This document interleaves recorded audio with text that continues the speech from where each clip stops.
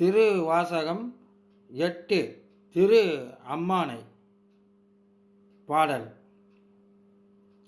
செங்கண்ணெடுமாலும் சென்றிடந்தும் காண்பரிய பொங்கு மலர் பாதம் பூதலத்தே போந்தருளி எங்கள் பிறப்பறுத்திட்டு எந்தரமும் ஆட்கொண்டு செங்கு திரள் சோலை தன்னன் பெருந்துரையான் அங்கனன் அந்தனாய் அறை கூவி வீடருளும் அங்கருணைவார் கடலே பாடுங்கான் அம்மானாய்.